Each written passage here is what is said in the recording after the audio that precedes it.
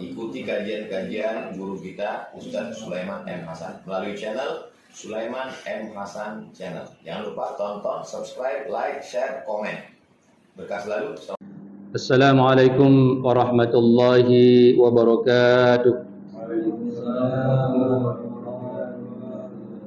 Alhamdulillahi wa kafa, wassalatu wassalamu ala rasulillahi mustafa. Allahumma la ilma lana illa ma 'allamtana innaka antal alimul hakim. Rabbi zidni ilma amma ba'd. Hadirin sidang jamaah subuh yang dimuliakan oleh Allah Subhanahu wa taala. Senantiasa kita bersyukur kepada Allah karena kita masih merasa takut kepada Allah, sehingga dengan rasa takut yang kita miliki, kita semakin dekat kepada Allah Subhanahu wa taala. Karena sekiranya kita tidak ada lagi rasa takut yang kita miliki kepada Allah, maka saya yakin kita ini akan semakin menjauh kepada Allah. Dan ini berbeda dengan kita takut kepada makhluk yang lain. Semakin kita takut kepada makhluk yang lain, maka kita akan semakin menjauh. Tapi ketika kita takut kepada Allah, maka kita semakin dekat. Salawat yang beriring dengan salam, kita doakan semoga Allah selalu mencurahkan kepada junjungan alam Nabi besar Muhammad sallallahu alaihi wasallam, Nabi yang telah memberikan contoh teladan kepada kita bagaimana kita bersikap, bagaimana kita bertindak, bagaimana kita berperilaku, dan bagaimana kita berakhlak. Nabi mendapat garansi dari Allah Subhanahu wa taala, "Addabani Rabbi fa ahsana ta'dibi." Allah yang mengajarku, maka aku berperadaban, berperilaku, berakhlak dengan akhlak yang paling sempurna. Makanya tidak salah kalau kita mengikuti baginda Rasulullah sallallahu alaihi wasallam, dan dalam ayat Al-Quran pun diabadikan, wa innaka la'ala khuluqin azim, karena Rasulullah itu mempunyai akhlak yang paling sempurna, akhlak yang paling tinggi. Hadirin sidang jamaah subuh yang dimuliakan oleh Allah Subhanahu wa taala, di pagi yang cerah ini kita lanjutkan kembali kajian subuh kita. Hadis yang bersumber dari Abu Hurairah, ada 7 golongan yang mendapat perlindungan di hari kiamat, yang tidak ada perlindungan kecuali perlindungan dari Allah Subhanahu wa taala. Yaitu yang kelima, rajulun da'atuhu imra'atun dzatu mansabin wa jamalin faqala inni akhafullah. Jadi seorang laki-laki yang dirayu, yang digoda oleh wanita, maka laki-laki tersebut berkata, aku takut kepada Allah. Mungkin sekilas kita mereview bagi yang tidak sempat mendengar di kesempatan kemarin. Poin yang pertama atau golongan yang pertama yaitu pemimpin yang adil. Kemudian yang kedua, pemuda yang senantiasa tumbuh berkembang itu dalam beribadah kepada Allah. Kemudian lelaki yang hatinya terpikat, terpaut dengan masjid, itu yang ketiga. Kemudian yang keempat yaitu yang kita telah kupas kemarin, warajulani tahabba fillah ijtama alaih wa tafarraqa alaih. Ada 2 orang, baik itu laki-laki maupun perempuan, yang bercinta karena Allah, kasih sayang karena Allah, bertemu dan berpisah karena Allah. Jadi di pagi ini kita lanjutkan golongan yang kelima ataupun poin yang kelima, yaitu laki-laki yang digoda, yang dirayu oleh wanita, tapi laki-laki ini dia berkata, aku ini takut kepada Allah. Maka hadirin sidang jamaah subuh yang dimuliakan oleh Allah Subhanahu wa taala, di dalam kitab Sahihain, yaitu Sahih Bukhari dan Sahih Muslim, Rasulullah juga menyebutkan hadis yang bersumber dari Usamah bin Zaid, bahwasanya Rasulullah bersabda, ma taraktu ba'di, jadi tidak ada yang aku tinggalkan setelahku itu fitnatan, yaitu fitnah, adarra 'ala rijal minan nisa, yang lebih berbahaya terhadap laki-laki kecuali wanita. Jadi setelah wafatnya baginda Rasulullah sallallahu alaihi wasallam, itu fitnah yang lebih besar bagi kaum laki-laki itu apa? Bukan harta, bukan jabatan, tetapi fitnah yang paling besar adalah wanita. Jadi bagi kita yang orang agam, fitnah yang paling rayunya nurina.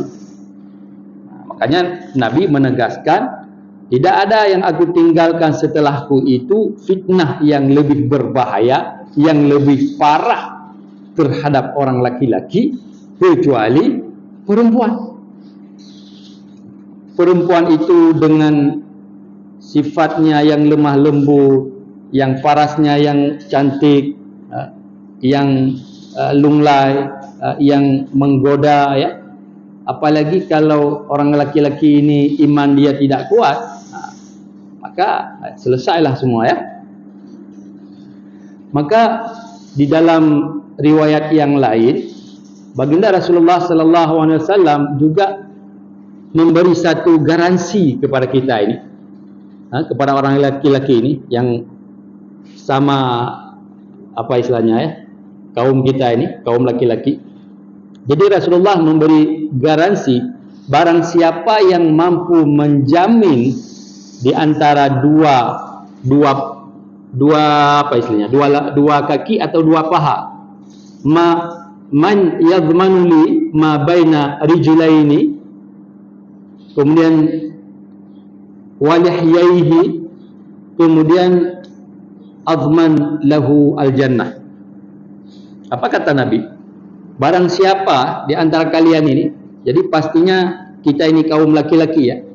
Kalau kita mampu menjamin di antara dua kaki ataupun di antara dua paha itu, artinya apa? Kalau kita mampu menjamin kemaluan kita itu, kemudian kita mampu menjamin di antara dua jenggot yang bawah dan yang atas, artinya mulut, maka Rasul menjamin bagi kita itu syurga. Kira-kira sanggup enggak kita menjaminnya, kita menjaganya? Jadi kalau kita sanggup menjamin, kita sanggup menjaganya, jadi siapapun yang Allah telah takdirkan dia diciptakan sebagai kaum Adam ataupun kaum lelaki, dia bisa menjamin dua hal itu, maka Rasul menjamin bagi dia itu apa? Surga. Maka hadirin yang berbahagia, karena punya persoalan yang komplit, karena punya tantangan yang sangat luar biasa, maka tidak salah ketika Rasul memberi jaminan ataupun memberi naungan kepada kita itu berupa naungan yang tidak ada naungan di hari kiamat kecuali naungan Allah. Kenapa? Misalnya begini, seorang laki-laki dia punya peluang, dia punya kesempatan, apatah lagi seorang wanita ini, dia punya kedudukan. Ini persis seperti kejadian istrinya Aziz, yaitu Zulaikha. Zulaikha, dia punya kedudukan, punya posisi, bahkan istri raja. Ya.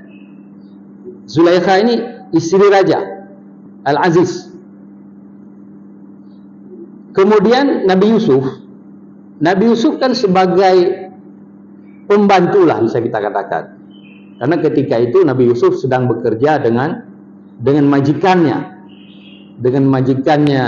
Aziz, dan Aziz punya istri namanya Zulaikha. Nah, coba bayangkan, Zulaikha ini punya paras yang sangat cantik, yang sangat luar biasa. Dan godaan ini datang bukan dari Nabi Yusuf. Tawaran ini datang dari Zulaikha. Zulaikha sendiri yang menawarkan kepada Nabi Yusuf. Dan semua kesempatan sudah terbuka lebar. Dalam artian, tidak ada orang lain yang melihat. Di dalam rumah, pintu pun sudah tertutup. Tidak perlu ditakutkan. Karena yang mengajak adalah majikannya, otomatis ada jaminan keselamatan, jaminan tidak ada yang perlu ditakutkan. Dan di posisi yang lain ketika itu Nabi Yusuf tidak ada yang kenal di sekitarnya itu.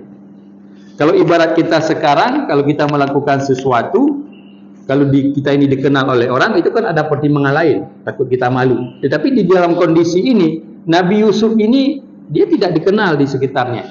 Karena kan Nabi Yusuf sudah pergi jauh, ya kan? Pergi jauh dari kampung halamannya, sudah pergi jauh dari tempat tinggalnya. Jadi ibaratnya Nabi Yusuf ini tidak ada yang kenal di sekitarnya. Tidak ada yang kenal di sekitarnya. Jadi kalau misalnya Nabi Yusuf melakukan hal tersebut, jadi tidak ada yang perlu dikhawatirkan sebetulnya. Kalau secara manusia, kalau secara malu manusia, tidak ada yang perlu dikhawatirkan. Tetapi kenapa Nabi Yusuf tidak mau melakukannya? Karena Nabi Yusuf masih ada rasa takut di dalam hatinya, takut kepada Allah. Kalau sekiranya Nabi Yusuf tidak takut kepada Allah, mungkin sudah terjadi. Dan ini karena Nabi Yusuf takut dia kepada Allah. Ini yang terjadi kepada Nabi Yusuf. Dan sebenarnya kalau untuk orang perempuan,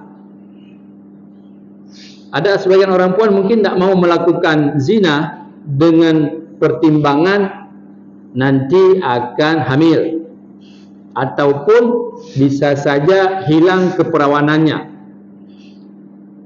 Ini masalahnya laki-laki. Maka dalam hadis ini ketika ditekankan rajulun da'atuhum mara'atun zatu mansabin wa jamalin faqala inni akhafullah. Seorang laki-laki yang digoda oleh perempuan. Apa yang ditakutkan oleh orang laki-laki? Tidak ada. Tapi kalau wanita, orang perempuan ada yang ditakutkan. Takut kalau hamil, takut hilang perawan. Tapi kalau orang laki-laki, apa yang perlu ditakutkan? Tidak ada yang perlu ditakutkan. Makanya di dalam hadis ini disebutkan orang laki-laki yang punya kesempatan, punya peluang. Maka hadirin yang berbahagia, fitnah orang perempuan ini maha dahsyat sekali. Makanya disebutkan di dalam surah Yusuf, inna kaidahunna azim. Sesungguhnya tipu daya mereka ini, tipu daya wanita azim. Dan kata-kata azim ini ketika disebutkan oleh Allah di dalam surah yang lain, ketika menjelaskan inna syirka la zulmun azim. Sesungguhnya syirik itu dosa besar, azim. Jadi kalau kita lihat secara filosofi ayat ini menggambarkan syirik. Allah menyebutkan dengan kata azim, kata besar, inna syirka la zulmun azim. Kemudian ketika menjelaskan tipu daya wanita ini, godaan wanita ini, inna kaidahunna azim. Sesungguhnya tipu daya makarnya wanita itu maha dahsyat sekali. Maka kita ini hati-hati, apalagi ini sudah di akhir zaman. Jadi fitnah yang cukup besar itu adalah fitnahnya wanita terhadap orang laki-laki, fitnahnya wanita. Maka dalam konteks ini, apakah wanita yang dia bisa menjaga dirinya hendak terjerumus ke zina, hendak terjerumus ke godaan laki-laki, mempunyai makna yang sama? Ya, mempunyai makna yang sama, karena ketika disebutkan laki-laki, maka wanita juga mempunyai makna yang sama. Ketika digambarkan juga di dalam ayat yang lain, Allah menggambarkan wal hafidhina, kemudian wal hafidhat. Jadi orang yang menjaga kemaluannya, baik yang laki-laki maupun yang perempuan, itu digambarkan orang laki-laki dan orang perempuan ketika dia mampu menjaga kemaluannya, mampu menjaga martabatnya, maka Allah mempersiapkan syurga. Allah mempersiapkan syurga. Jadi juga mempunyai makna yang sama. Jadi tidak perlu khawatir, tidak perlu takut. Apalagi kalau yang wanita-wanita sekarang dia bisa menjaga dirinya, juga nanti di hari kiamat akan mendapat perlindungan. Jangan pula nanti orang perempuan protes. Hadis ini kan disebutkan laki-laki. berarti kami tidak mendapat perlindungan. Nah, bagaimana pun? Apa kami yang wanita tidak dapat perlindungan? Dapat juga.